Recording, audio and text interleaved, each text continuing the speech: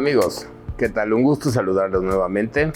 Soy Pedro Pablo Pérez García, encargado de este hermoso lugar, que es la Biblioteca Lorenzo Boturini, en el quinto piso de la Basílica de Santa María de Guadalupe, en la Ciudad de México. En esta ocasión quiero continuar hablándoles de nuestro denominado Fondo Cajas. El Fondo Cajas, como ya les he platicado en cápsulas anteriores, está conformado por libros muy antiguos, piezas únicas, y que hablan de temas muy específicos. En esta ocasión les quiero hablar de las llamadas famosas guías de forasteros. ¿Qué eran las guías de forasteros? ¿Qué son las guías de forasteros?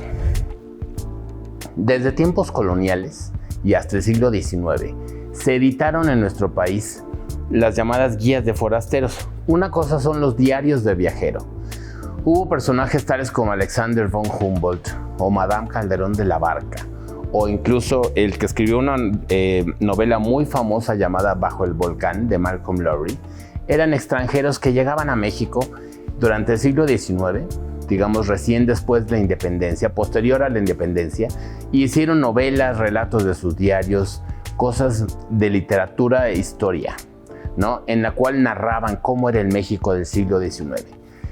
Las guías de forasteros son, digamos, algo similar, pero no tanto. Las guías de forasteros son más enfocados hacia la promoción de México, que era un país pues realmente bastante nuevo, posterior a su independencia. Las guías de forasteros tenían directorios de la burocracia, del comercio, cómo llegar a tal ciudad, cómo acudir, cómo hacer algún trámite. Estaban hechas sobre todo para comerciantes franceses, ingleses o alemanes que llegaban a instalarse a México, y para promocionar, digamos, que los nuevos visitantes residentes extranjeros permanecieran en nuestro país. Aquí en la Lorenzo Boturini tenemos dos piezas muy importantes de estas guías de viajeros. Fueron hechos por un digamos, fue librero, editor, periodista a su época, llamado Mariano Galván Rivera, que tuvo su librería en el antiguo Portal de Mercaderes, actual Zócalo de la Ciudad de México. La primera que tenemos es de 1842. Es esta, y es muy interesante porque se editó, digamos, antes de que nos quitaran, de que se vendiera más de la mitad del territorio a los Estados Unidos. Y es bastante pequeña. Imagínense, este libro era una promoción del México aquel que contenía San Francisco, que contenía Arizona, que Texas tenía, ya era independiente para ese entonces, pero que todavía tenía ese gran territorio norteño en despoblado.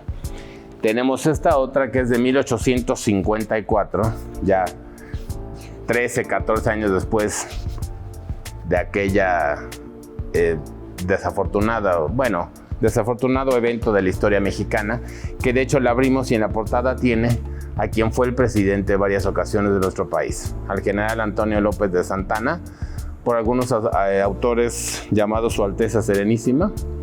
Y la pieza, el libro, cumplía con un papel muy importante, que era promocionar a México, al gobierno de México.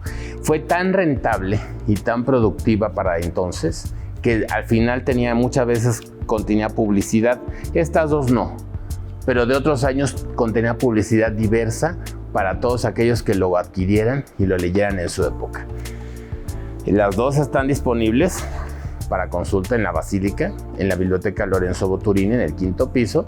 Les recuerdo que no es necesario hacer ninguna cita, de lunes a viernes, de 9 a 6 de la tarde. Muchas gracias y hasta la próxima.